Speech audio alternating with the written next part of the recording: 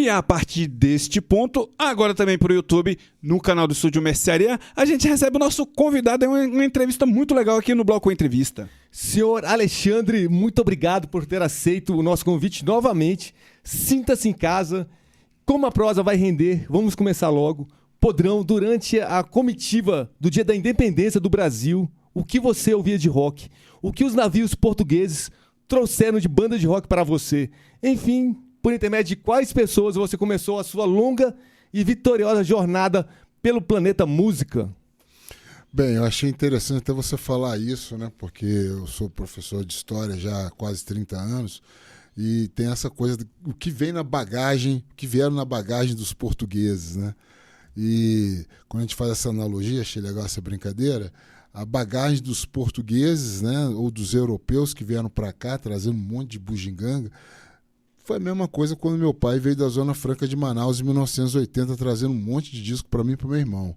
Então, assim, eu comecei a curtir som em 1980, tive contato com a música, com o punk rock, com heavy metal, já no iniciozinho ali da década de 80, através dos irmãos Marx.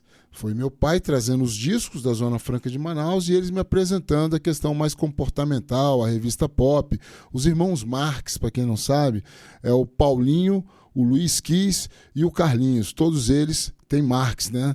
Então a gente se conhece desde pequeno, desde de infância, a gente cresceu junto lá na 415 Sul, né? E aí foram eles os meus mentores, inclusive até o Paulinho Lixo, que é o irmão do Luiz Kiss, o do meio, que me apelidou de Podrão, porque eu era fanático pelo Johnny Rotten e fanático pelo Sex Pistols. Então são essas as bugigangas.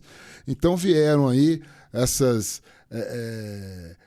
vamos dizer assim, essas especiarias, né, da Zona Franca, que foi o Rock and Roll Over do Kiss, o End of Century do Ramones, e para o meu irmão ele trouxe um disco de músicas clássicas. A gente gostava também, até hoje eu gosto de música clássica, né?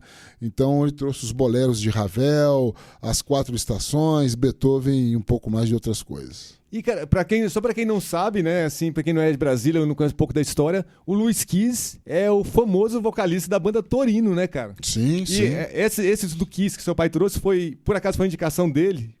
A gente ouvia o Kiss exaustivamente, né, quando a gente era mais novo, e por intermédio do Luiz mesmo. O Luiz, que é até hoje considerado o maior especialista e maníaco em Kiss aí do Centro-Oeste, quiçá um dos 5 maiores aí do Brasil, né? E, inclusive ele tem até a carteirinha do Kiss Army, sempre foi um cara muito dedicado a tudo isso, a todos o universo Kissmaníaco, né? E o primeiro disco que eu vi de rock foi o Rock and Roll Over do Kiss, por intermédio do próprio Luiz Kiss, que, como você bem disse, foi vocalista da banda Torino, foi baterista da banda Oasis também, porque antes do Torino tinha o Oasis. Nós estamos falando de 1981, cara.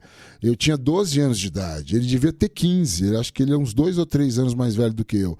E ele era um super baterista, imitava o Peter Criss em tudo, inclusive nos solos de bateria lá no Alive 1 e 2 do Kiss, né? E como era ser punk em Brasília ali nos anos 80, naquele início, vocês faz parte do embrião do punk no Brasil, em Brasília e no Brasil, né? E você conseguiria traçar um paralelo entre ser punk naquela época e ser punk hoje? Bem, nos anos 80 a gente teve aquela influência forte, né? Porque eu estou falando de uma época que ainda nem tinha o punk 82, né? Nós estamos falando de 80, 81, quando eu comecei. Então, a gente pegou aquele eco todo daquele primeiro levante punk, né? Meados dos anos 70. Então, assim, naquela época era tudo muito da estética, do som. A gente não tinha muita profundidade em ideologia. A gente nem lia muito livro de anarquismo, a gente foi ler isso depois, meados dos anos 80 e tal. Né? O final do ensino médio eu comecei a ter um contato com a leitura anarquista, né? Bakunin, comecei a ler o Malatesta, comecei a ler esses autores todos e traçar, né, uma certa parecença com o punk. Apesar que o punk dos anos 70 não era o punk anárquico como eram esses grandes teóricos, né? Era uma coisa mais de chocar mesmo, mais de zombaria, né? De mostrar-se que estava ali presente, né? Olhem para mim, nós estamos fazendo algo. Então, assim, o punk do final dos anos 70 e início dos anos 80, sobretudo aqui no Brasil, e aqui em Brasília, e eu vou ser bem específico, ainda era algo muito voltado só para a questão da estética e da música. Não tinha algo voltado para o filosófico e ideológico ainda, não. São Paulo já começa um pouco mais na frente, porque é o punk operário, o punk proleta. Então eles têm aquela visão realmente mais de politização, né? A gente começa a pegar isso tudo, não tendo influência do punk paulista, mas do punk mundial, né? Já depois de 82, 83, 84, isso fica muito evidenciado. E aí a gente tem realmente o movimento punk. E eu fui um dos que esteve ao norte desse processo, né? Junto com outros, que até alguns já faleceram, outros estão vivos. Gilmar, meu grande amigo também, quero mandar aqui um salve aqui para ele, que o Gilmar, do ARD, na época do Stutzeption von N, né? A gente era muito amigo, e os punks do Gama achei muito legal, porque a gente juntou a periferia com a galera do centro da cidade, e foi algo mais ou menos como São Paulo, né? Porque tinha um ABC e tinha os punks da capital, só que a gente não tinha treta, né? Vai haver um momento que isso vai acontecer, né? Mas aí já é o pessoal do pós-punk, que é a galera da Colina, já é aquela galera que andava ali com o pessoal do Legião Urbana, Plebe Rude, porque os caras eram pós-punks. Apesar de ter uma influência do punk, a gente tinha um livre trânsito com eles, era uma sinalização bem bacana. Mas vai existir um momento, né, em 1986, que vai ser declarado um racha, né, um cisma da coisa, né?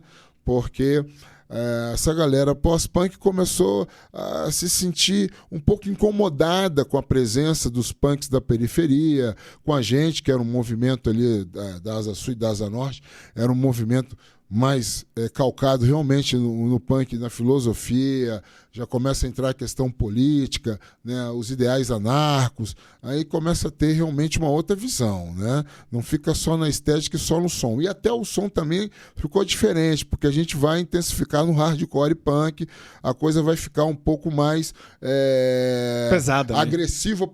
Aos olhos da galera pós-punk, que era aquela galera que tava, o pessoal da Colina, que estava no New Wave, aquela coisa toda.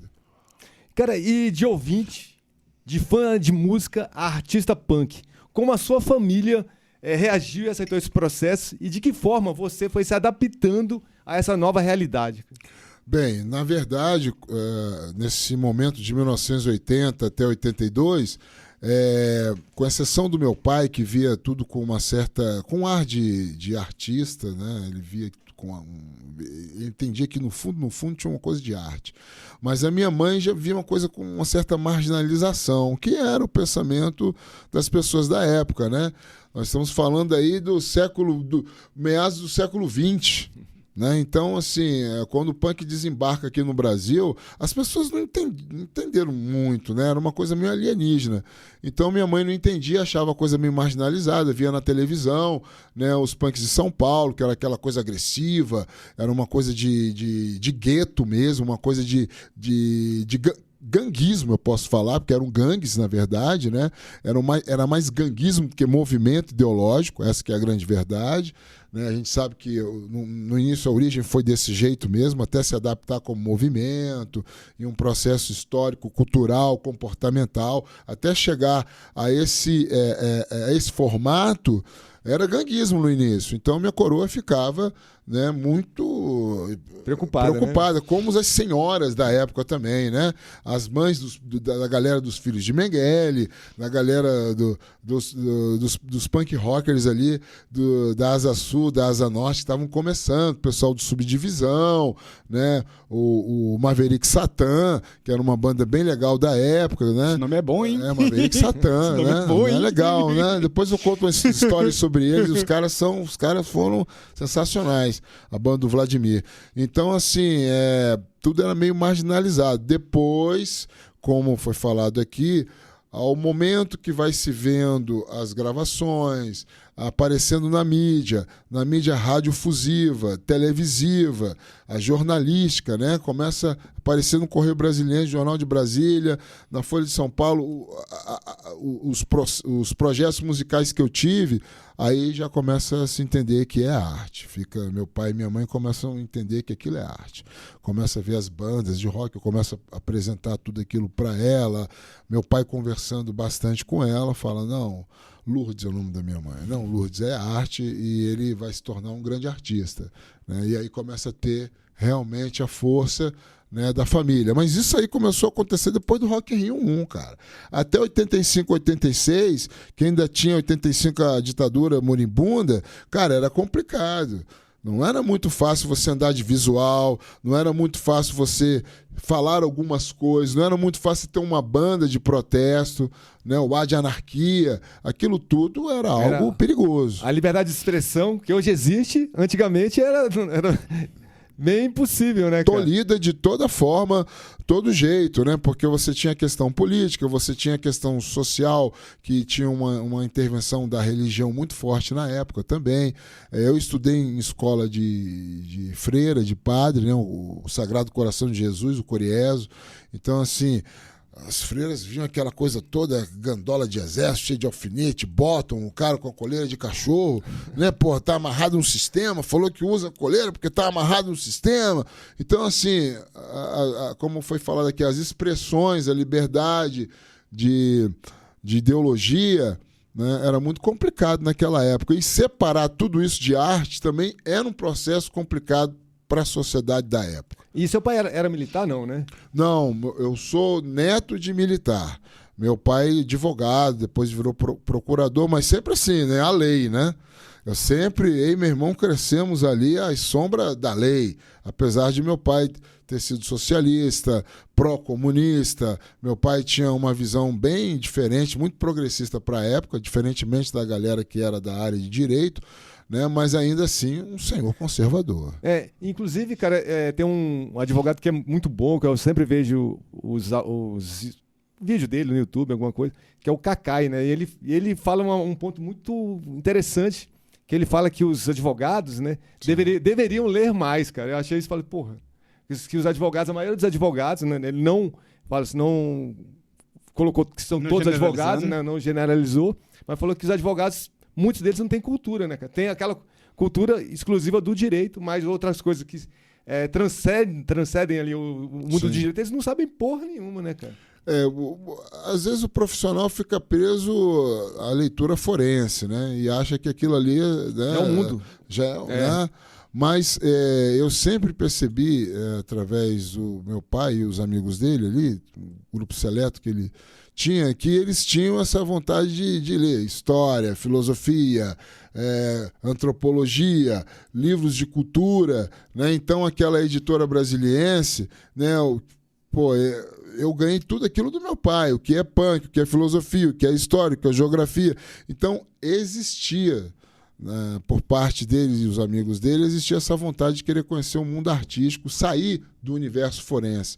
Eu acho que tem que ser assim mesmo. E acho que o advogado lê bastante. Eu mesmo, meu primeiro curso, antes de ser História e Geografia, foi Direito, né? Eu tentei Direito lá na UNB, só que eu tinha que trabalhar e a coisa ficou meio complicada. Também depois eu vi que minha cabeça ficou mais dentro do anarquismo, e aí comecei a ter contato com o marxismo também. Aí eu comecei a sair fora desse esquema e fui para a área de História. Mas eu conheci muitos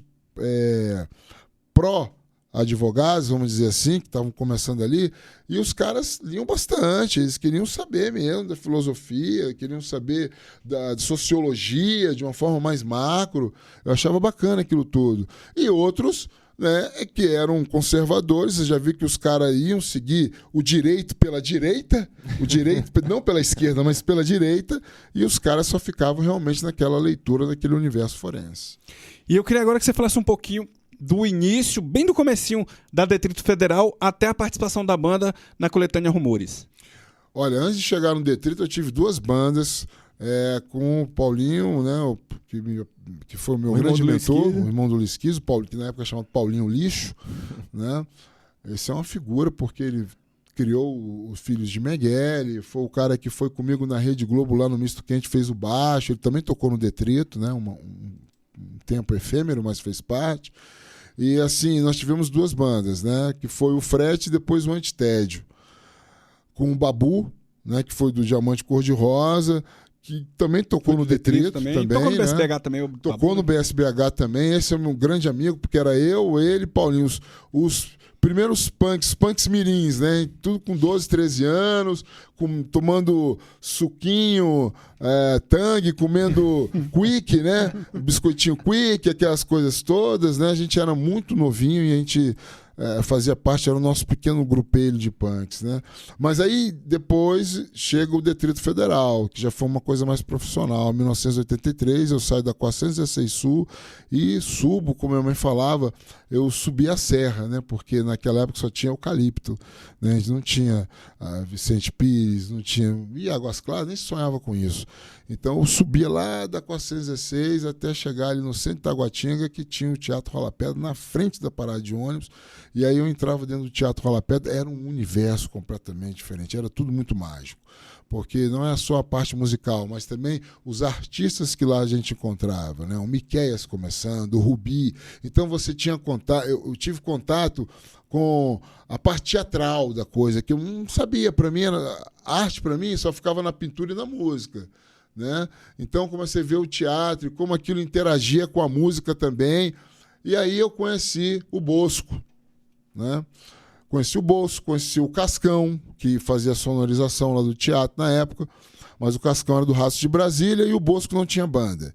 E aí eu comecei a frequentar o teatro, até que um belo dia, eu fazendo show no Setor Leste, na escola Setor Leste, no Plano Piloto, aí o Bosco, era o final do Antitédio, estava acabando o Antitédio, o Bosco falou assim, eu tenho um convite para você.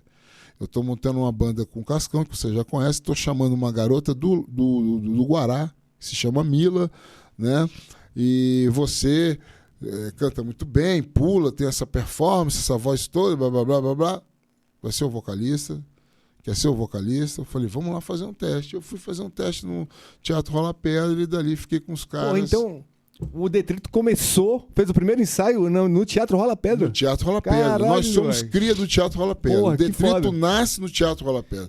Ele é do ventre do Teatro Rola Pedra. E recentemente, né, quer dizer, recente tem uns anos já, uns 2 anos talvez, que o Paulo lançou um livro, inclusive você participa do livro do Paulo Cauim, que fala da história do Rola Pedra, né, cara? Que pra mim foi uma honra muito grande. E ficou bonito o livro, né, cara? Livro ficou maravilhoso. É uma obra literária que todo mundo tem que ter. Quem gosta de rock, seja de Brasília... E até quem não gosta, né, cara? E até quem não gosta, porque ele fala de uma forma muito poética. Ele é um grande poeta, né? Ele é um poeta. O Paulo Cauim, e professor de artes, eu convivi com ele. Tivemos um ano que a gente trabalhou junto na mesma escola, pude ver o trabalho dele, que é um trabalho assim sensacional, né? Que ele desenvolvia com a turma lá do ensino médio. E ele sempre me falou que um dia iria escrever esse livro. E ele ficou, acho que uns 8 anos para escrever esse livro, cara. E saiu aí, sensacional. O livro é fantástico, conta a história de uma geração. É verdade. Né? Muito bom mesmo. E como é que o Detrito chegou nessa coletânea Rumores? Que, aliás, é uma coletânea disputada à tapa, né, cara? Nesses meios eletrônicos aí, né, meu? E caríssima, né? Porque hoje eu tava... Você tem a sua cópia? Tenho. Eu tenho a minha autografada por você. Olha que legal, viu? Que é raridade mesmo. Esse disco hoje tá fora de catálogo, ele tá valendo R$600, cara. Ele custa R$600. Eu conversei com um cara do Amazon outro dia desse aí, o cara falou, esse Rumores aí, que é o grande divisor de águas do rock de Brasília, tá R$600.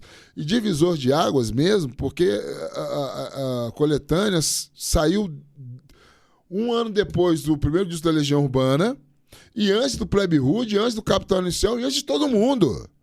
Então, antes de todo mundo, depois do Legião, veio o Detrito Federal, Finis África, Escola de Scanos e a Elite Sofisticada. Aliás, 4 bandas muito fodas de Brasília. Sensacionais. Né? Inclusive, falando aqui, já que vocês tocaram tanto nesse assunto, estava entre as 7 chaves, mas já vou abrir a caixa de Pandora... Já revela aí. Nós já estamos trabalhando em fazer os 40 anos desse disco. Caralho! Porque esse ano de que foda, 2025 faz 40 anos. Então já estamos trabalhando, tem uma galera louca de produtor querendo fazer um negócio. Está sendo muito disputado a tapa, não só o disco, mas também a produção para se lançar essa coletânea. E a gente vai fazer um negócio bem legal lá no Garagem, cara. Nossa. Vocês estarão por dentro Estaremos e vou contar lá. com vocês, por favor, com a Estarei assessoria lá, de vocês para estar com dando certeza. essa ajuda. Divulgaremos aqui pesadamente no o show, programa. cara. Muito Com obrigado, certeza. agradeço. E aí, atendendo a sua resposta, de 83 até 85, né, o Detrito ficou tocando em tudo quanto é lugar. Era uma época bem difícil, porque a gente tocava, vinha a polícia mesmo, bater mesmo, os caras com aqueles cacetetes de madeira, cavalo dando mordido na galera. A gente enfrentou essa ditadura moribunda mesmo, de verdade, não foi fácil. E aí, em 85, o Isnaldo, Falecido Isnaldo. meu grande amigo, que esteja na luz, o Isnaldo, do Sebo do Disco, juntamente com o seu professor Fernandes, professor de geografia, que era o dono do Teatro Rolapé, tem a sábia ideia de lançar essas 4 bandas. Vamos fazer uma coletânea para mostrar o rock de Brasília. Naquela época, naquele momento, ali foi rotulado como rock de Brasília. A Legião Urbana sai como uma banda de rock de Brasília. Agora, nós fomos o Rock Brasília. Não sei se dá para compreender Sim. essa, né? Que é um movimento. Ali que é mais completo, né? é mais completo. Ali fica com a cara de movimento mesmo. E uma banda, que é o Detrito Federal, que cada componente vem de uma parte do Distrito Federal, porque eu vinha da Asa Sul, aí o Cascão de Taguatinga, o Bosco vinha do Núcleo Bandeirante, a Mila do Guará, cara. Olha que sacada legal, né? Então é o detrito do Distrito Federal mesmo. Cada um era um detrito numa ponta. Cara, e esse nome, Detrito Federal, é um nome muito bom, cara. É um nome muito bom, velho. É um nome muito bom. E ele veio de uma, na época, uma revista anarquista, a Víbora, né? Que é a revista do meu grande amigo, o Paulinho, né? O Paulinho Víbora, que ele tinha uma coluna que chamava-se Detrito Federal, o Detrito do Distrito Federal, que era contando toda a imundície que acontecia na cidade. Bem, essa é uma versão. A segunda versão foi que um amigo nosso chamado Pomarola, um dia tomando cachaça com a gente, né, Pomarola porque ele é um cara muito ruivo mesmo e tem um cabelo muito vermelho, a cara dele é rosada, a gente chamava de Pomarola. E ele era mecânico e tal, e tudo mais. E uma vez ele brincando, como é que ele falava? O Distrito Funeral, o Detrito do Distrito Federal. Aí eu falei, peraí, esses trocadilhos todos, fala de novo aí. É o cara, é o que eu tô falando do Detrito do Distrito Federal ou do Distrito Funeral. Eu falei, não, Detrito Federal. E o Distrito Funeral é uma música do Fallen Angel, né, cara? Fallen Angel, que veio muito depois, já nos anos 90. Olha que doideira, né? Aí partiu dali o nome, né? O Bosco leva esse nome ao conhecimento do Cascão e da Mila. A gente falou, sensacional. E aí, daí por diante, a gente começa. E essa coletânea, ela nos coloca no Misto Quente, naquele fatídico programa que existia na Rede Globo, lá nos anos 80, no Praia da Macumba, ali, todos os domingos à tarde. E dali a gente vai embora, né? Decola. Foi nesse dia que você encontrou o Tim Maia, tava no mesmo programa? Sim, na mesma gravação, junto com o Redson, era o Cólera, o Tim Maia, o Detrito Federal e ainda tinha o Richie, que só gravou e não passou no programa, né? Porque a gente gravava, mas não precisava passar todo mundo no programa. E o meu encontro com o Tim Maia foi um negócio meio assombroso, porque assim, eu sempre curti Tim Maia por causa dos meus pais, e gosto até hoje, né? Acho fantástico. Mas desde moleque eu via samba, o Tim Maia é o meu rock, né? Isso vinha da influência do meu pai e da minha mãe. E aí quando eu encontro com esse camarada lá, eu já era fã dele. E aí, rapaz, o cara tava com um baseado mais ou menos de uns 10 centímetros e me ofereceu esse bag. Essa que é o mote mais legal da história, né? O encontro do Podrão com o Tim Maia e ele oferecendo, e aí, garoto, vai dar uns tapas aí? Eu falei, porra, eu fiquei aqui, não fumei, mas eu fiquei assim, eu não vou sair do lado desse cara, bicho, eu não vou sair do lado desse cara. Então foi muito legal esse encontro, né? Foi bacana ter gravado. Ah, sim, além do Rich, que gravou com a gente, e esse foi pro mesmo programa, foi o Supla, com Tóquio. Nós ficamos no mesmo hotel, um quarto do lado do outro, e foi sensacional ter conhecido aqueles caras, cara. O Supla é uma pessoa fantástica, um cara muito generoso, um cara inteligentíssimo, um cara que tem uma visão, sabe? Foi muito bom o encontro com ele e com a galera do Tóquio. A gente deu uma zoada bacana lá no Copacabana Palace. Olha só onde a gente ficou. Onde o Detrito chegou, né, velho? Porra, olha as histórias que eu tenho pra contar, né, cara? Então, quero falar bicho. dessas histórias futuras no finalzinho da entrevista. E tem. E tá, falaremos. Falaremos. Então bora ouvir música então aí. Bora ouvir o Suicidal Tendencies com Living for Life. Opa! Esse aí foi o Suicidal Tendencies com Living for Life. Podrão, você havia saído da Detrito Federal para fundar a BSBH. Um tempo depois, e com formação bem diferente, a Detrito lançou o LP Vítimas do Milagre e foi taxada de traidora do movimento punk por conta de ter amenizado um pouco no som e flertar com outros estilos de música. Sim. Na época, você concordou com as críticas direcionadas para a sua ex-banda e quase 4 décadas depois, qual a sua impressão sobre esse disco lançado em 87? Cara, a sua pergunta é bastante capciosa, né? Porque... CDC é um cara capcioso. Pois é, CDC é um cara capcioso. Deu um cheque, né? Me deixou numa Te situação... deixou de calças curtas. De calças curtas. Realmente, né?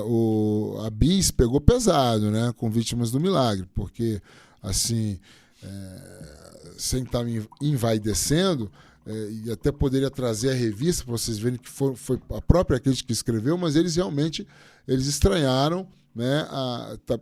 Tá bem escrito lá, onde está as amígdalas de podrão, né? Porque trocou o vocal, ele, de certa forma, aquele vocal rasgado, gutural, eram poucas pessoas que faziam naquela época, né?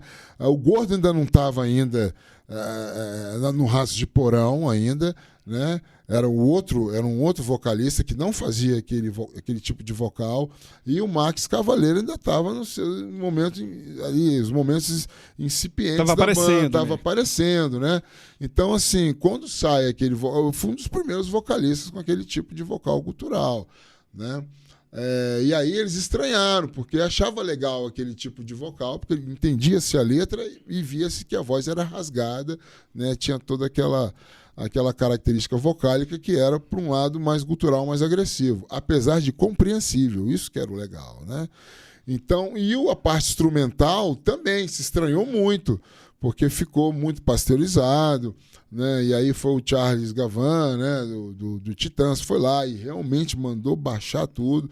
O Cascão já estava flertando realmente com ritmos mais new waves e mais eletrônicos, ele mesmo tinha falado isso para mim, né, na época. Mas os outros 2 componentes estavam mesmo... Assim, o Bosco pediu para sair também, o Bosco não gostou de nada daquilo, né? Pediu para sair. E os 2 outros componentes estavam naquela, será que a gente adere a isso ou não e tal? E aí o Cascão falou, Podrão, é o seguinte, nós vamos virar realmente pop, porque a gente quer o estrelato, o show business, não dá para ficar calcado nessa coisa de underground. Essa é uma bandeira sua, não é da banda. Só que eu, muito novo... E eu tinha 15 anos para 16 anos, ainda naquele afã do radicalismo, eu achei interessante mesmo sair fora e montar uma outra banda que fosse mais pro Discharge, pro GBH, pro Exploited, a Santa Trindade ali do hardcore do início dos anos 80, e acabei saindo fora da banda. Hoje, pegando aqui um monte da pergunta, se fosse hoje eu não teria saído. Com a cabeça que eu tenho hoje, eu não teria saído. Eu acho que a gente não ia deixar a banda ficar pop, ia ser como está esse som, mas a gente ia elevar o hardcore e punk que a gente toca a um patamar maior. Para alcance maior de mais gente, né, cara? Um alcance maior de mais gente. Que saiu pela Polygram, não foi? Saiu pela Polygram. E assim, foi um tiro no pé, porque a Polygram traz o Detrito Federal querendo aquele Detrito do Rumores, não é aquele Detrito, não vende. Só vendeu, acho que foi 35 mil cópias, eles esperavam no mínimo 70 mil, a metade. A banda vai para a geladeira da Polygram, encalha, né? Começa a acontecer brigas internas, começa a implodir, isso, essa é a palavra, implosão, né? E a coisa desanda. Então, assim, Lá atrás, quando eu saio do Detrito e monto o Brasília Horror, é um reflexo dessa indignação toda, né? E até foi muito bem acolhido, porque a Devil Discos achou sensacional. Foi as duas bandas que o Chicão falou, cara, o Rock de Brasília eu preciso colocar aqui dentro do meu cast. O Rock de Brasília tem que ser conhecido no Eixo Rio São Paulo. O underground, né? E beleza. A gente foi lá e gravou o Ataque às Horas do Poder. Então já emenda aí, já fala aí desse split. Deixar, Antes de você conclui. Eu queria depois... só fazer terminar essa de raciocínio, porque é importante as pessoas entenderem o porquê da minha saída.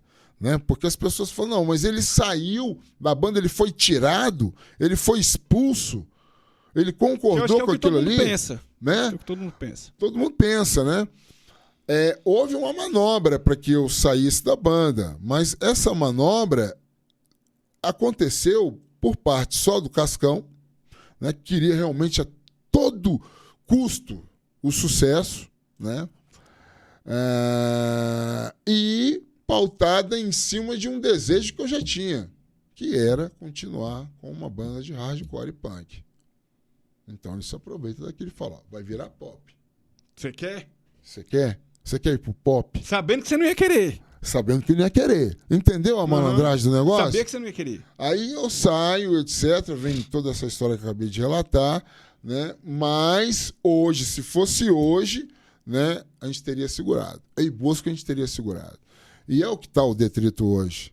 Né? O Detrito Federal hoje é uma retomada dessa essência inicial. Dessa essência do punk rock. Que é o que apresenta a banda, pô. A banda ficou conhecida no mundo midiático daquela época, dos anos 80. Fazendo aquilo. Com esse estilo, com essa proposta. O Detrito de hoje é o Detrito do Rumores. É o Detrito do Rumores, bem falado. É o que o Bosco fala todo dia, em todo lugar que a gente vai. O Detrito do Ainda Uso Coturno é o Detrito do Rumores. Nós estamos lá em 1985, o ano que não acabou. Inclusive, Bosco, vocês estavam devendo uma entrevista há muito tempo. A gente quer você muito aqui, cara. Ele já falou hoje de manhã, a primeira coisa que ele me falou não foi nem bom dia. Ele falou, você está indo na entrevista dos caras do Zine lá, eu quero ir lá também. Eu falei, não, você vai. E a gente já chamou muito. Então, aproveita esse gancho então e já fala um pouquinho do BSBH, relembrando os primeiros ensaios, os primeiros sons, o primeiro show. Bem, o BSBH, o Brasília Horror, nasce em abril de 1986, foi quando eu saí, né, do Detrito. O Bosco já havia saído. O Bosco já havia saído, ele estava lá com o apocalipse dele, etc. Falei, Bosco, é o seguinte, estou aqui com essa proposta, né? Dessa vez agora você que convidou, né? Eu convidei. Dessa vez agora foi que convidei. Exatamente. Né? E ele, não, vamos embora, vamos fazer essa guitarra, igual o GBH, é o que a gente queria no Detrito Federal, vamos manter essa bandeira. E a gente já tinha um público já cativo da galera punk que andava com a gente, já tinha uma gig legal que andava com a gente. Aí, no meio dessa gig, tinha um Piolho. Né? Tinha um Piolho que era fã do Detrito, que por um mês ele substituiu o baixista, que era o Milton. Ele substituiu o baixista no Detrito, Piolho, né, que veio para a banda tocar baixo. E o Marcelo Careca, que faleceu, já tem mais de 10 anos, ele faleceu, né, que era o baterista. Né? E aí a gente gravou o Ataque às Hordas do Poder. O Gilmar é o cara que abre essa picada, porque ele vai com a cara e a coragem para São Paulo. Grande guerreiro, Gilmar. E ele sai mostrando os trabalhos das bandas para tudo quanto é gravadora, cara. Ele chegou no Calanca, lá da Baratos Afins? Não. Chegou lá no outro lá, que depois foi o Renato do Ataque Frontal? Não. Aí quando ele chega na Devil Disco, o Chicão fala, bicho, eu tava procurando esse tipo de som. Um pessoal de Brasília, porque tá em alta o rock de Brasília, e que faça punk rock. Porque nós estamos em... Era uma época que o punk estava em alta total. Estava em evidência. Estava em evidência.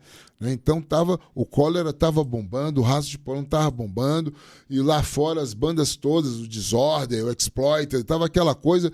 Bicho, era um consumo de da cultura punk em grande intensidade. Isso facilitou para que o disco também tivesse um bom sucesso aqui e lá fora, porque até hoje o Ataque às Vozes do Poder, que a gente chama de um disco que foi mal gravado, mal produzido, cara, é um disco altamente aclamado. Virou cult, né? Ele virou cult. Virou cult, cara, pra galera do grind, pra galera do rock extremo, né? E, cara, como é que assim nasceram os primeiros sons da Detrito? Vocês aproveitaram alguma coisa que o Detrito não iria mais tocar, já que o Bosco, acredito, seja o principal compositor das bandas, né, cara? Sim, ele é o principal, né? O Bosco é genial, deve ter umas 100 músicas. Ele é o Tony Iommi do punk, né? Ele é o Tony Iommi do punk. Aí, Bosco, essa ficou legal, hein? Pô, massa. E aí a gente toca realmente aquilo que não foi gravado pelo Detrito, aquilo que não era tocado pelo Detrito e aquilo que era tocado pelo Detrito já Federal. Tinha coisa que estava pronta? Tinha bastante. Já tinha um repertório já de umas 20 músicas. Quando eu faço a proposta pro Bosco, o Bosco entra na banda com as suas 20 primeiras músicas, cara. O cara já entra com coisa pra caramba. Primeiro ensaio já tem 20 músicas. Já tem 20 músicas. E era legal, a gente ensaiava numa adega, saca?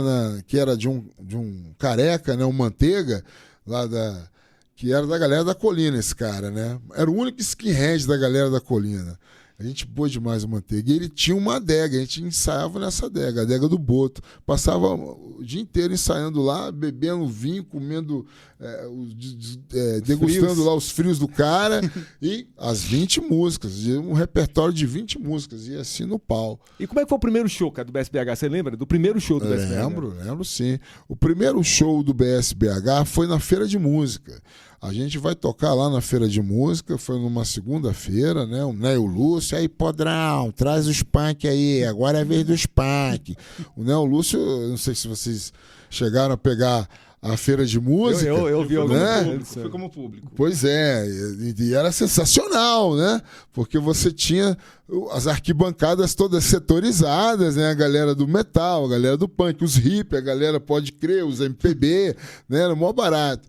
E aí o primeiro show foi ali, cara. Foi na Feira de Música, uma segunda-feira.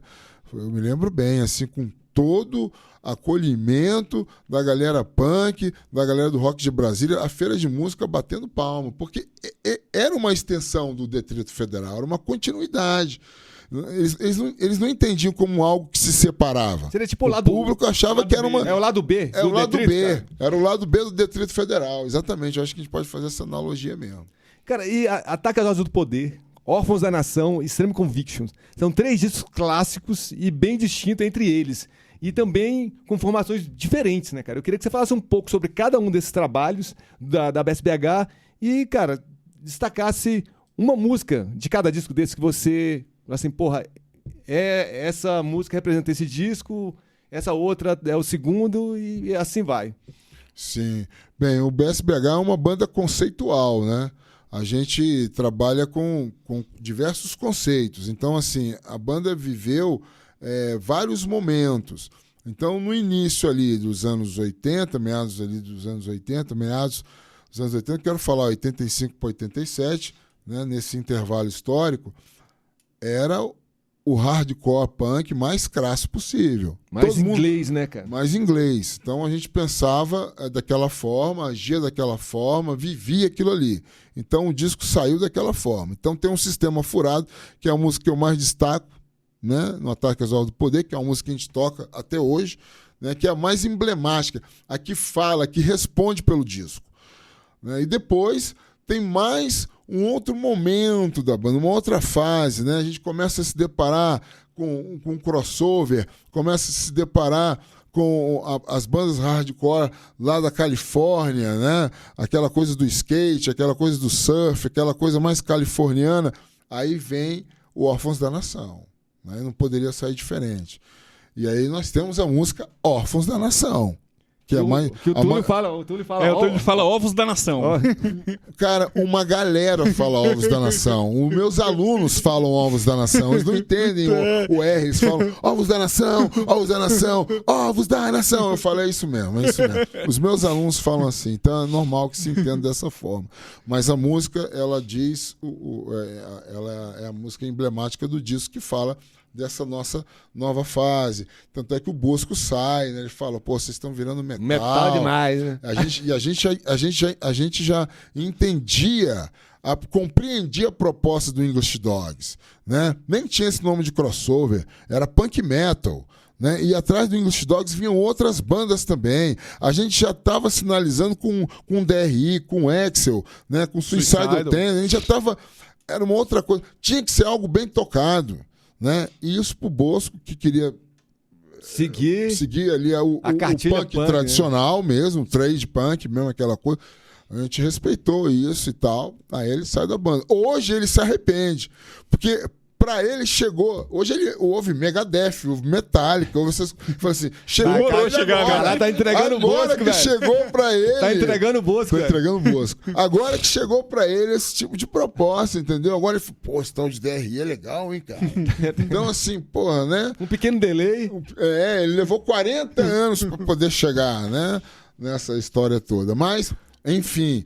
Aí depois a gente começa eu começo a curtir bandas, porque sempre tive o contato, a amizade com o pessoal do metal, né? Com o Wagner em especial, né, cara? Wagner Joaquim, né, velho? O Wagner e Joaquim, os grandes irmãos meus, assim, tenho eles como meus grandes amigos e irmãos mesmo de muitas lutas, irmãos camaradas, né? Mas desde o início, é importante falar, que desde o início, quando o Podrão está nascendo, aquele pequeno panquinho ali, adolescente, na 416 Sul, eu tinha contato com a galera do Fallen Angel, o Alemão, eu tinha contato com muitos headbangers, o Ronan, do Pus, que era meu vizinho de prédio. Então existia uma troca. Olha, eu estou apresentando para você o Black Sabbath, estou apresentando para você o Judas e o Motorhead. Eu estou apresentando para o cara o Sex Pistols, estou apresentando para o cara o Stiff Little Fingers, estou apresentando para o cara o Ramones. Então há uma troca de discos. É muito legal isso, uma interatividade. Então eu sempre tive comigo... sem nenhum problema, sem nenhuma fronteira, sem nenhum pudor, a concepção de estar ouvindo punk e também ouvindo metal. Evidentemente que para cada banda de metal, de heavy metal que eu ouvia 10 punks. Porque eu tinha uma tendência, a inclinação era para o punk. Mas a amizade com esse universo e a interatividade com esse universo sempre existiu, cara. Então, assim, o punk metal, o crossover quando chega, para mim foi a grande sacada. Eu falei, opa, essa é a grande sacada. De um grande público que vai pegar o punk e o metal, né? E realmente naquela época a gente vivia MTV, a gente estava vivendo a glória disso tudo, né?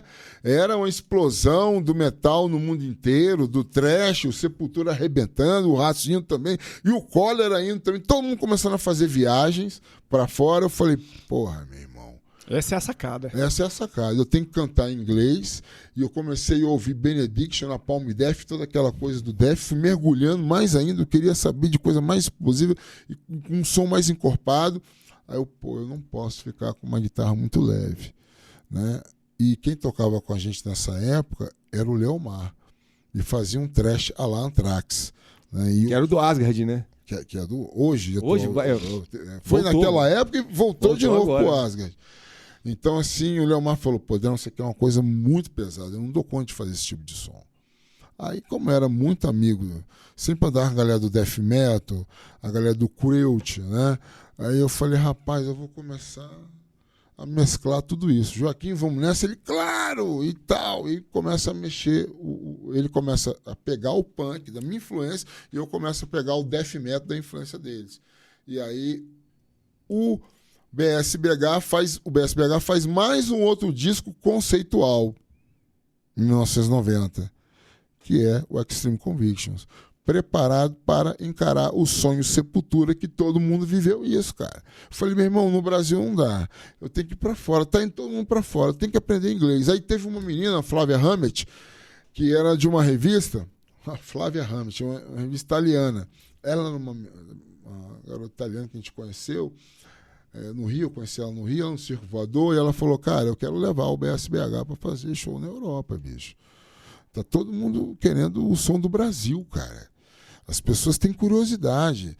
Parece que vocês viraram uma coisa assim, pitoresca, sabe? Aí eu, vamos aproveitar isso, cara. Então, entrei no IB para aprender inglês, a gente se dedicou mesmo, foi uma dedicação, e o Chicão falou, cara, grande sacada, Alex, porque eu tô com vocês e com Corsos, que era outra banda irmã nossa, que era do mesmo selo. Então, vai vocês junto.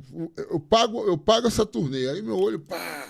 Opa! Meu irmão, era o sonho, né? De sair para fora, de ser realmente tratado como artista, viver de música, viver para música, não ficar na dualidade, né? Você tá vivendo do som, mas não ganha nada e tem que trabalhar, fazer concurso público, a família em cima, né? Você ficava muito dividido. Eu falei, agora é a hora e a vez. E não acontece porque também, vocês sabem muito bem como é banda, né? É um casamento que só não tem sexo, mas é um casamento que é... No século tem umas bandas que tem umas bandas até que a nossa não tinha, pra piorar a situação, né? Que se tivesse ali, talvez, se fosse homem e mulher, né, que tivesse um pouco mais, né? Mas era um bando de macho ali, com aquele testosterona, aquela coisa toda, e aí começou a ter os conflitos de ego, né? E aí também um lado externo, que foi a grande competição, a grande rivalidade que o rock de Brasília entrou. Para mim foi a grande ruína.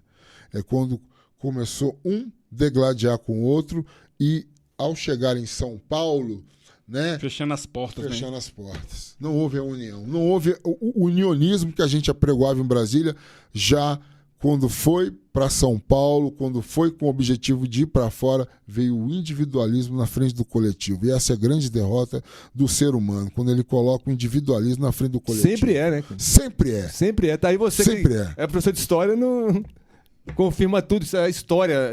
O ser humano é complicado, é um bicho complicado, né? Demais, demais. E, Podrão, quando e por quais razões? Vocês me perguntaram a música, né? Extreme Convictions. Extreme Convictions é uma música que representa esse disco, né? Então, e quando e por quais razões você resolveu voltar para Detrito? E como tem sido, então, a volta dessa irmandade aí com o Bosco, cara? Bem, o Bosco é meu parceiro há 43 anos, né? Eu tenho alguns amigos dessa época, né? E tá aí o Joaquim, tá aí o Wagner, né? E o Luiz Kiss, né? E o irmão dele, são amigos assim, o Alemão. São amigos que vêm já de mais de 4 décadas de amizade, né? E aí você me perguntou como é voltar. Isso. Né? Cara, eu não aguentava mais, porque eu fui tentar na área de me tornar um cientista das áreas humanas, né? E aí fazer pós-graduação, e aquela coisa da educação, e tentar lograr êxito por esse viés, né? E dar um tempo com o meu lado artístico. Foi a pior coisa que eu fiz na minha vida. Porque eu comecei a ter várias doenças depressivas desencadeadas por ter essa abertura, essa ausência da música, né? Da música. Porque não tem mais jeito, cara. Você começou com quase 50 anos, tá no seu sangue, você não tira mais isso de você. Você não tira mais. Você pode até minimizar, pode controlar, não ser mais naquele excesso que foi no passado, mas tirar, você não consegue mais tirar do seu DNA. E aí, quando eu tentei fazer isso, eu tive alguns problemas realmente relacionados a esse tipo de coisa, muito desânimo e tal. Aí eu falei assim, porra, bicho, tem que voltar pro som. E isso foi muito, assim, houve uma sinergia, porque o Bosco foi me procurar na faculdade, falando, cara, vamos voltar de novo com a banda, cara? Vamos chamar o Cascão? Vamos retomar o Detrito Federal de novo? Eu falei, rapaz, mas você de novo você me chama. Meu irmão, isso era já 2001, cara. Ele parou lá, estacionou o carro na minha faculdade, entrou lá onde eu estava lá lanchando, fez uma surpresa. Eu falei, porra, meu irmão, quanto tempo? Ele falou, eu não vim aqui só para poder falar de nostalgia, eu vim aqui para te chamar para fazer o som. Eu descobri que você estava estudando aqui e vim aqui, atrás de você. No dia seguinte eu liguei pro Cascão. Aí o Cascão recebe aquilo com uma grande emoção. Fala, porra, meu irmão, no ano que vem já tem um porão do rock. Nós já vamos fazer essa volta e na explosão total. Só que a coisa não foi tão simples assim, né? O Cascão queria uma coisa orquestrada.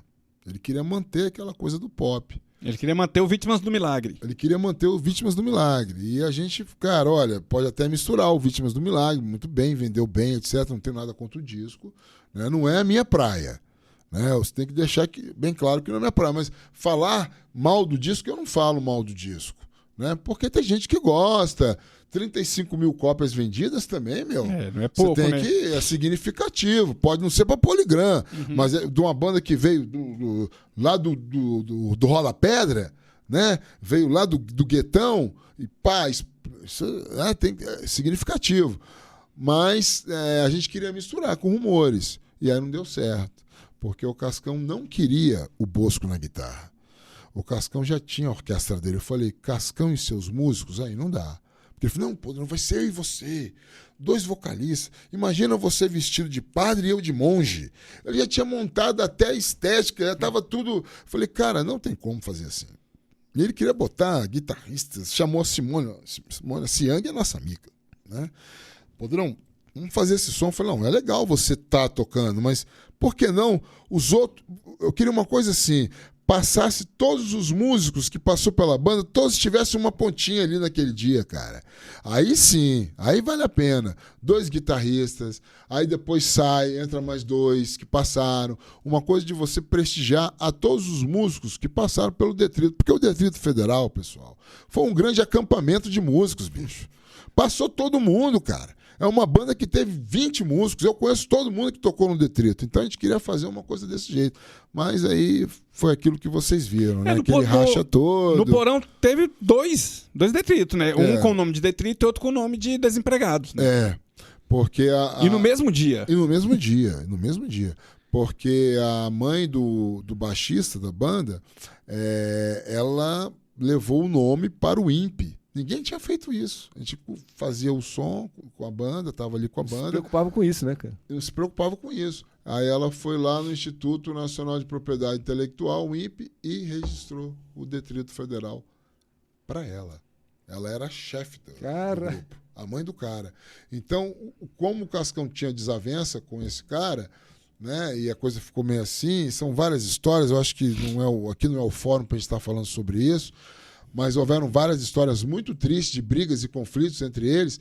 Aí ela falou, não, vai você que é original, vai você que é o Bosco original, eu gosto muito de vocês, que vocês são a parte punk original, vocês são a parte pura da coisa. Agora o Cascão é a parte tóxica.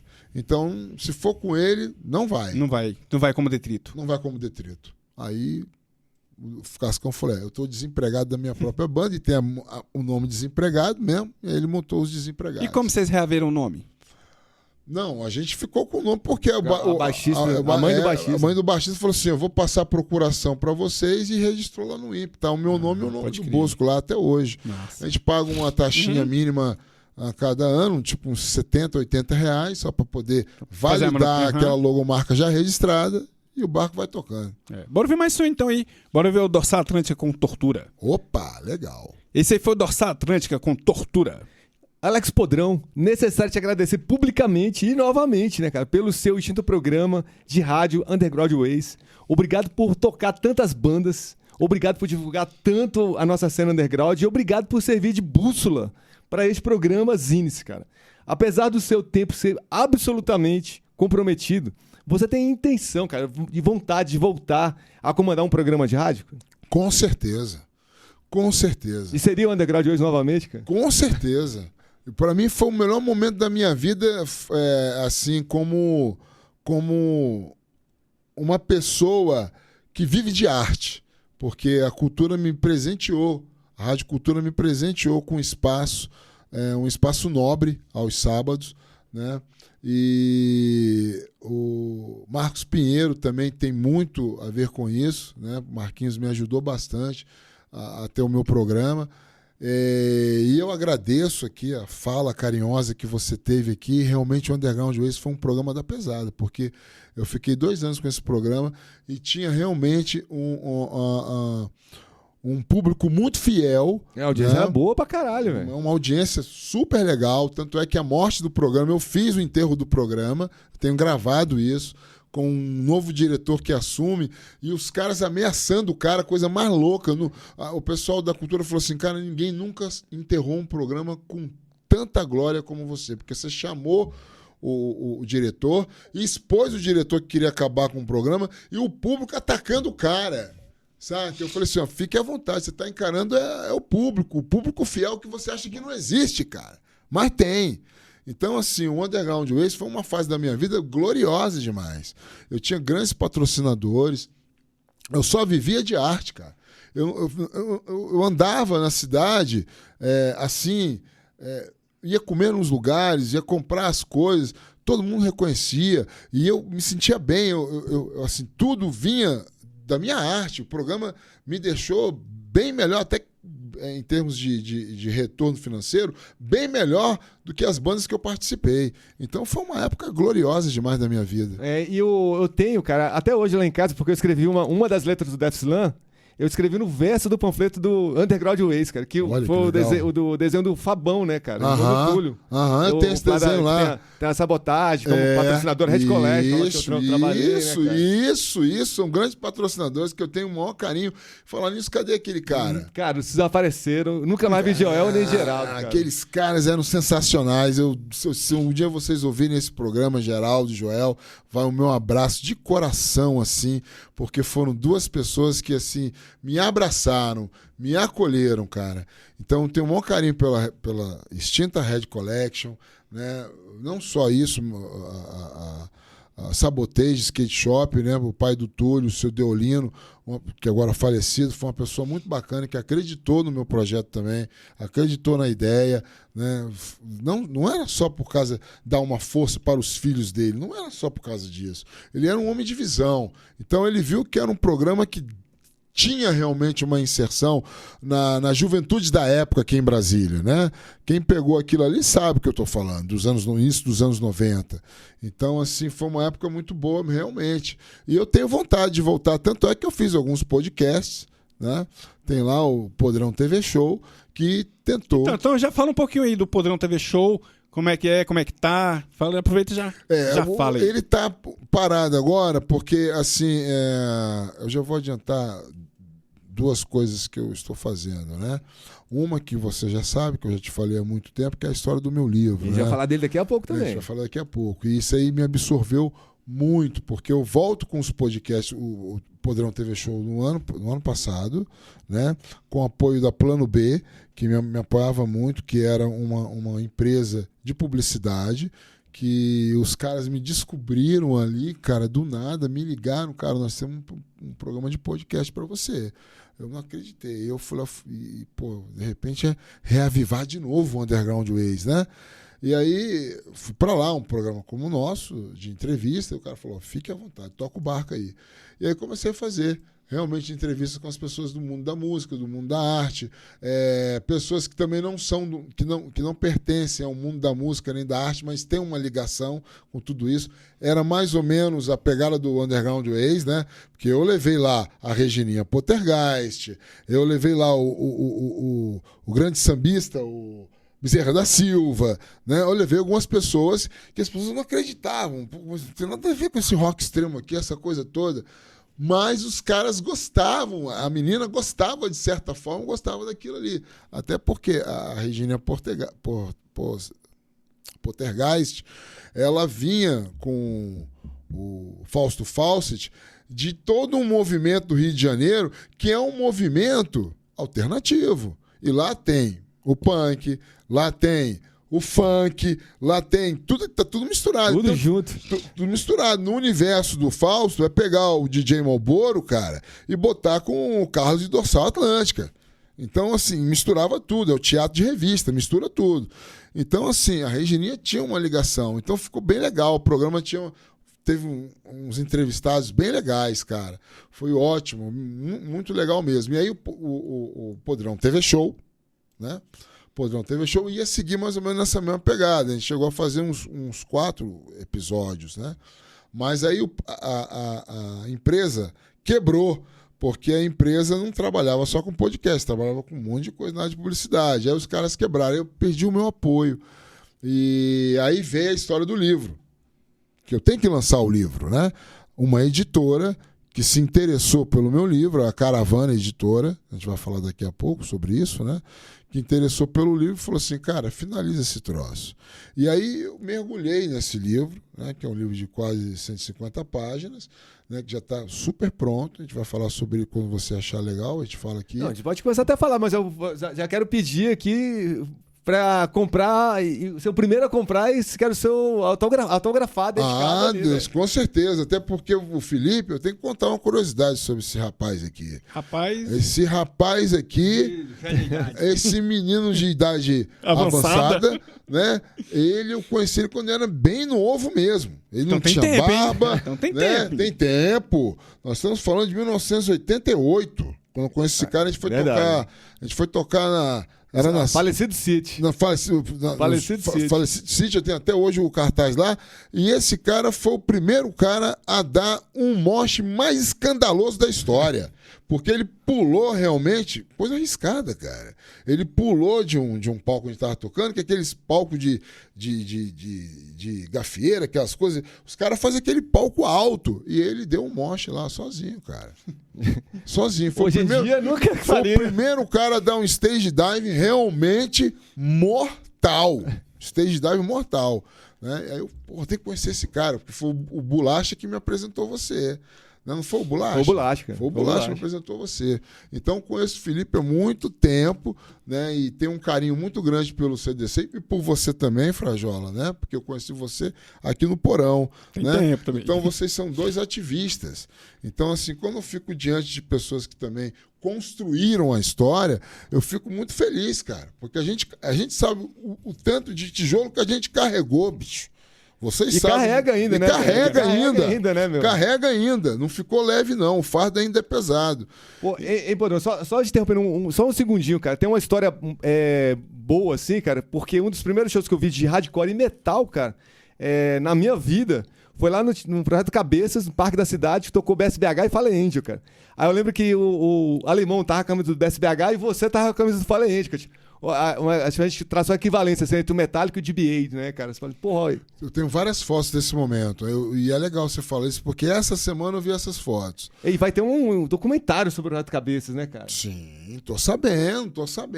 Mas conseguiram achar o Neo Lúcio? Porque tava com uma dificuldade de achar esse cara lá em Alto Paraíso. Eu li no jornal uma coisa que tá rolando esse documentário. Já estão em fase de produção, cara. Cara, e o Projeto Cabeças era bem legal. Porra, né, cara? caralho, eu adorava aquilo ali nos domingos, né? Quando não tinha aquela cobertura lá, né, cara? No Parque da Cidade, lá no Parque da Cidade. Então você via aquele sol, a chegada da lua. A descidona daquela rampa. Que era uma lotada de gente. Que era gente, uma espécie de uma ágora grega, né, cara? Era bem, bem legal. E esse show foi muito legal, muito marcante esse dia aí. Que foi BSBH e Fallen Angel. Eu com a camisa do Fallen Angel e o Alemão com a camisa do BSBH, feita pela Red Collection, pelo Geraldo e pelo Joel. Sim, agora sobre o livro, 150 páginas, Sim. Muita história, muitas fotos antigas. E um livro que vem a trancos e barrancos há 15 anos. Há 15 anos que eu venho trabalhando, finalmente a criança vai sair.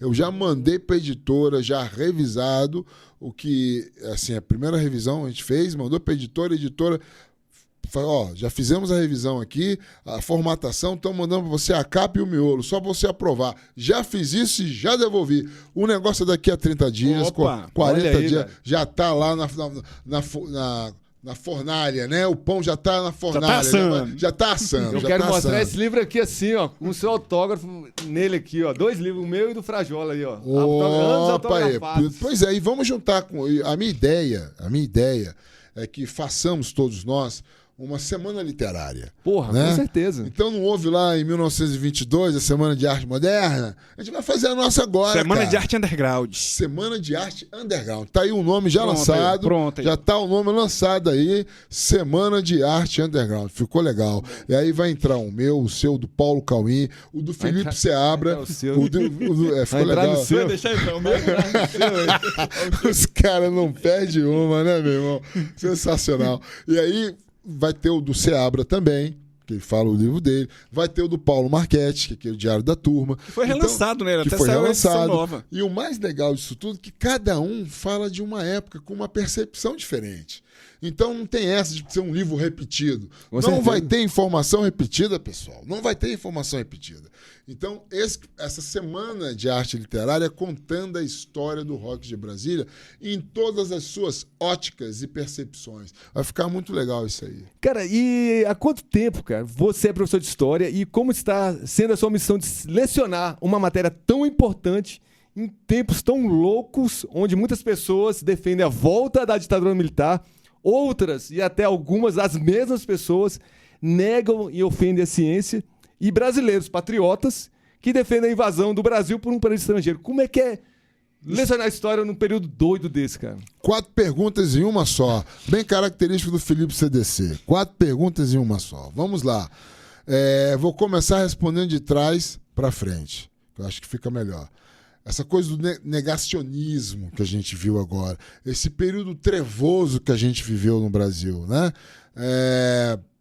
Não tão trevoso quanto foi os 21 anos de chumbo, mas quase isso, porque foi uma ressonância brutal de todo esse processo, né? O Brasil, ele mergulhou num abismo cultural. Mergulhou. Tanto na parte política quanto na parte cultural. É algo assim que me deixou muito entristecido. Até para poder trabalhar como professor de história eu tive dificuldades. Mas, por um outro lado, também foi edificante porque me fez cumprir o meu papel como agente ativo, agente da história, né? Eu não fui só um professor de história, eu fui um estudioso e um praticante da história. E até hoje me posiciono assim.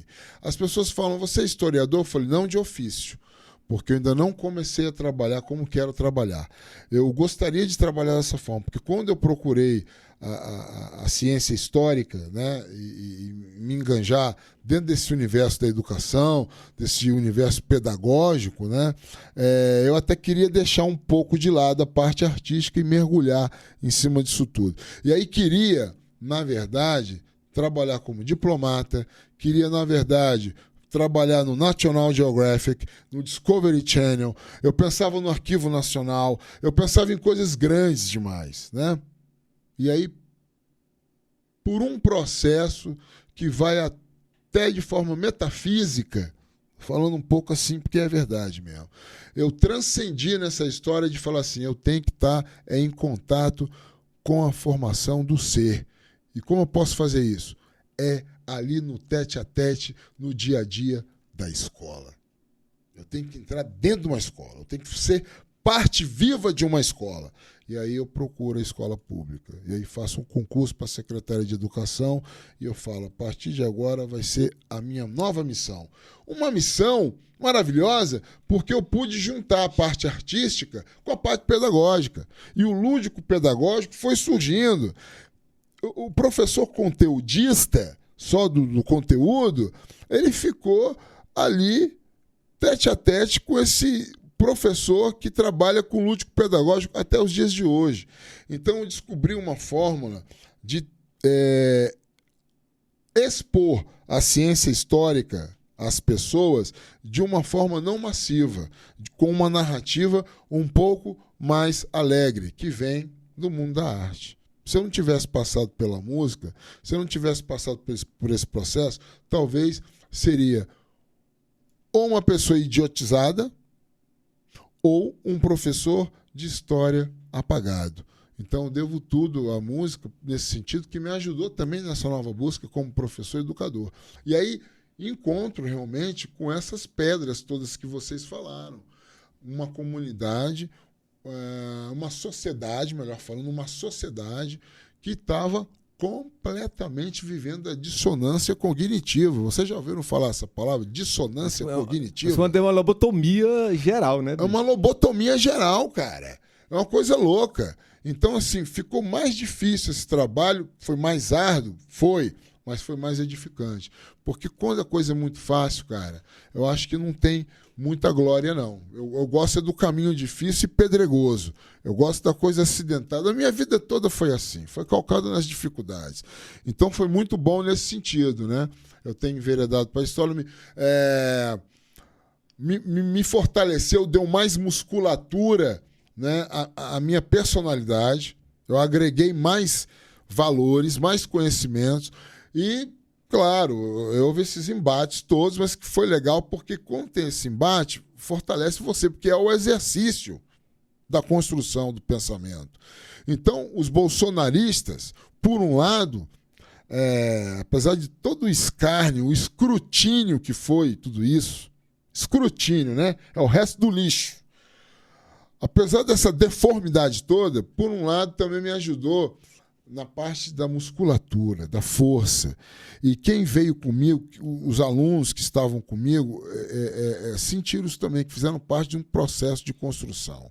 Então, assim, eu sou muito feliz porque eu tenho comigo, assim, eu cumpri com a minha parte. Agora tem um detalhe... Como músico e como professor. Tem um detalhe, assim, que esse período trevoso que a gente viveu aí, e ainda continua respingando por esses dias atuais ainda, acho que ele deu uma revivada nos punks, eu acho.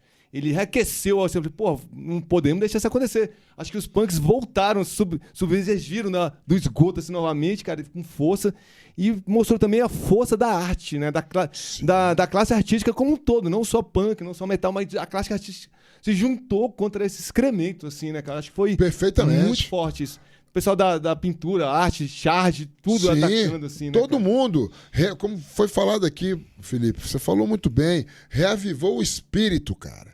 O espírito de luta. Porque você tá ali na zona de conforto, nada tá acontecendo, você tá ali meio devagar, né? Ali morno. Quando esses caras entraram, a gente teve que lutar. A gente tá lutando até hoje, né? Porque, como você bem disse, não acabou. Não acabou. A clã tá aí, né? A história fala bem sobre isso. O nazismo e o fascismo caem, mas continuam os seus filhos, né? Você vê a Marine Le Pen lá na França, né? Você vê a Cruz de Ferro lá na Hungria, o Erdogan, você vai ver essas figuras todas estão por aí. Então, na verdade, não é o Mussolini que cai, o Hitler que cai. O fascismo continua, o nazismo continua, o nazifascismo continua com a direita, é alimentado pela direita. Não tem essas nomenclaturas como passadas, eles não querem carregar isso, mas os caras estão ali vivos nessa dissonância cognitiva. E o modus operandi é o mesmo. Né? O modus operandi é o mesmo. Falou bem, Frajola, o modus operandi é o mesmo. E isso está nas escolas também, cara. Porque eu tive dificuldade com professores. A maior luta de todos os tempos foi lutar contra o colega de profissão que era da mesma corrente ideológica que a minha e depois se virou, cara. Se bandeou. Eu tive esses que eram marxistas puro, né? Eram da história marxista, da dialética marxista, né? Materialista, dialética do materialismo, e o cara virou bolsonarista de extrema direita, meu irmão. É incompreensível, né, cara? Pô, cara, a gente fez a greve agora, nós fizemos a greve, eu fui do comando de greve, nós fomos aqui parar no CTN aqui, e tava lá os professores de história chamando viatura de polícia pro professor de história piqueteiro, como uma coisa mais doida do mundo. Não, a gente, cara, entra na cabeça. Não entra na cabeça. Nós estamos vivendo dias bicudos, realmente, cara. São obscuros essas coisas. É um obscurantismo escroto. Quando o Gordo fala, vejo um tempo sombrio chegando. Ele não está exagerando, não, cara. Nós estamos vivendo tempos sombrios. É ressonância disso tudo, cara. A gente não sabe quem está ao nosso lado. Verdade. A gente não consegue nem confiar. Porque o cara é camisa preta, o cara é do metal...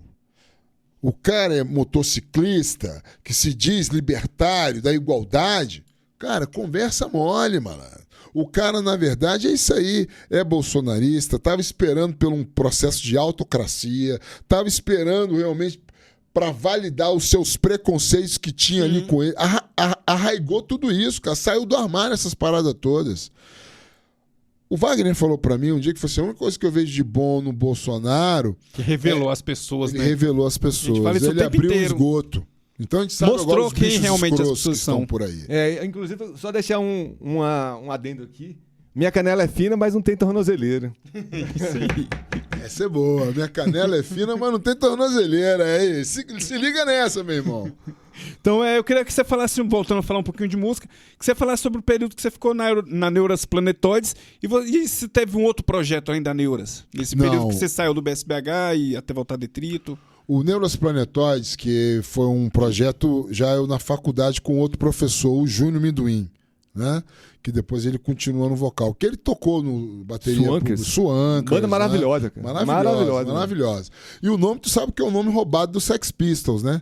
Porra. Porque o primeiro nome do Sex Pistols era Swankers. Não sabia, que é os trapaceiros, né? Você pegar lá a cronologia, a biografia dos Pistols, você vai ver que o primeiro nome, antes de chegar no Sex Pistols, quando os caras estavam se conhecendo, o Johnny Rotten nem fazia parte ainda, né? É o Steve Jones que cantava. Era o Glenn Matlock, o Steve Jones e o Paul Cook, né? Não tinha o Sid Vicious ainda, demorou a chegar, e o Johnny Rotten que chega momentos um pouco depois, mas não fazia parte ainda. E aí é um protótipo Swankers, né? Aqui em Brasília, com o Minduim na batera, é um protótipo pro DFC, serviu de base pro DFC, né? E eu conheço o Minduim, também grande professor de geografia, amigo meu, na faculdade. Ele, você parou com o som? Eu quero mergulhar só na área da ciência, quero ficar mais nessa coisa acadêmica, né? Eu estava realmente enveredado para isso, né? Como disse para vocês aqui no programa. E aí ele fala, cara, não, vamos fazer um som mais inovador. Eu tenho uma proposta para você, que era antes do estouro do Planet Hemp. Antes do estouro do Planet Hemp. A gente vinha com a proposta que o Planet Hemp depois... Só que a gente não era da legalização. A gente era pelo som. A sonorização do Planet foi... no início do Neuras Planetoides era a nossa base. Sem saber do Planet Hemp. Então, assim, foi uma coisa de trazer o rap, o hip hop, e misturar com punk rock em uma mescla do grunge. A gente queria botar uma pitada do grunge. Então, foi um grande laboratório que nasceu na época que a gente estava na UPS, né? Na parte mais acadêmica. E aí foi uma brincadeira que deu certo. A gente foi tocar depois na calorada do NB, no próprio Porão. As pessoas gostaram muito porque era uma coisa que tinha aquele peso, mas era dançante, né? E eram 2 vocais, era eu e o Júnior Minduim. E era um projeto que eu queria que, mais uma vez, a gente chutou na trave, porque era um projeto... Quase foi. Quase foi, né? Quase foi. Aí eu saí da banda depois, o Minduim tentou refundar o trabalho, não deu muito certo e tal, mas era uma banda muito promissora, cara. Tinha um guitarrista bom, que era como é que é o nome dele? O Soroba. Marquinhos Soroba, que o Marquinhos também é um cara legal, que sacou aquela parada, falou, vou levar uma coisa meio feito no more pra esses caras aí e tal. E ele veio com a guitarra pesada, mais swingada, com groove. Então era uma busca do groove, mas o groove com elementos do som pesado, né? Cara, foi uma proposta muito boa, com letras bem legais, né? Letras ainda de protesto, né? Porque eram 2 professores que tinham uma visão crítica, né? A gente fazia uma análise crítica das coisas, então tinha um instrumental bom e um textual muito bom. Não tinha um projeto chamado Ricochete? Nunca... O Ricochete é legal, o Ricochete foi legal. Foi uma junção efêmera, né? Foi eu, o próprio Minduim, e o que já não está mais entre nós, o Felipe Caduco, que foi do Vernon Walters, né? Grande hacker, porque, não sei se vocês souberam, foi lembro, dele, né? Ele é foda. Ele detonou lá o centro, o CPU do Banco do Brasil. Ele foi um hacker, assim, daqueles de filme mesmo, né? Quase foi preso, saiu no jornal, na imprensa. Saiu no Jornal da Globo. Saiu na Globo, no Fantástico, no Jornal Hoje. O cara ficou famoso, né? Ficou um hacker poderoso. Ele com a camisa do Vernon Walters, né? Aquela coisa toda. E aí o Minduim sai desse... O Minduim está nesse projeto que é o Ricochete, que foi um projeto idealizado pelo próprio Negrete da Legião Urbana, que sempre foi meu amigo desde os primórdios, né? Ele era o punk do Legião Urbana, né? Era o careca lá, o cara que ouviu o Black Flag, o Exploited, aquele cara que entrou, assim, bem, eu quero ganhar um dinheiro, sim, mas eu tenho a minha vida, as minhas raízes eu vou manter, né? Tanto é que ele era da Legião Urbana, mas ele tinha os dentes quentes, que é legal falar, que é uma banda de hardcore na linha do Dead Kennedys, por isso Dentes Quentes, Dead Kennedys, que era com o vocal do Plebe Hood, mais o Jander, do O Jander Plebe Hood também. o Jander do Plebe Hood, o Hold do Plebe Hood, o Fred, né? O Jander do Plebe Hood, o Hold do Plebe Hood, o Fred, o menino, o baixista, o Negrete, no baixo, e um cara desconhecido que era o Haroldo, que fazia bateria, que já faleceu também. Cara, uma banda sensacional. E o Ricochete, que você tocou, foi um encontro que eu tive com esses caras. A gente se encontrou numa mesa de bar e bababá, e vamos fazer uma banda? Vamos. E dali sai uma banda da mesa de bar, a gente vai tocar na Escola Parque. Deu certo. A gente abriu pro DFC. O Ricochete abriu pro DFC. E por ter um Negrete na banda, a mídia deu todo o enfoque, né? Eu achava isso interessante. Falei, pô, vamos aproveitar. Só que era difícil para trabalhar com o Negrete, porque ele já estava numa fase, né, cara, que ele já estava para ser mandado embora do Legião Urbana por causa das loucuras dele, das ausências dele. Então, se ele se ausentava lá com a Legião... Imagina no Ricochete. Imagina no Ricochete. Então, não foi para frente. Cara, e a gente tem que encerrar por conta do tempo. Eu quero agradecer de novo aí você, cara, por ser, pra gente, como eu falei no começo, você é uma referência pra gente, tá ligado? Antes de tocar som underground num programa de rádio, saca? Obrigado pelo carinho. E, porra, valeu por sua luta, cara, por nossa cena, por misturar metal e punk, coisa que a gente acredita pra caralho aqui no programa, saca? A união, né? E, cara, muito obrigado. E se você quiser dizer suas últimas palavras aí pra quem está nos ouvindo pelas Olha, rádios. ali pra Lente da Verdade. Ali pra Lente do Carlos, Mercearia Estúdio, canal do YouTube. Fica à Valeu, vontade. valeu, Mercearia. Que a gente também ensaia aqui, fazemos bons ensaios aqui. Mercearia, tá aí feito aí já o jabazinho, né? E agradeço demais aqui o programa, os Ines, por ter dado esse carinho, né? Eu poder ter tido esse espaço, porque para mim o underground vai sempre viver dessa forma, né? É a gente batalhando, não tem coisa fácil. O underground é luta, meu irmão. É igual a vida do professor, é luta. O tempo todo luta, né? Então eu deixo esse abraço aí para os nossos ouvintes, com aquele ar de que um dia vocês vão ver o Underground Ways voltar. O Underground Ways vai voltar um dia. Contamos com isso. E breve aí o livro, né? Crônicas e Mitos, a história do rock de Brasília de 1982 a 1994, que breve vai estar saindo aí. Agora estou sabendo do seu livro também, né, Frajola? Vai sair. Vai sair também, né?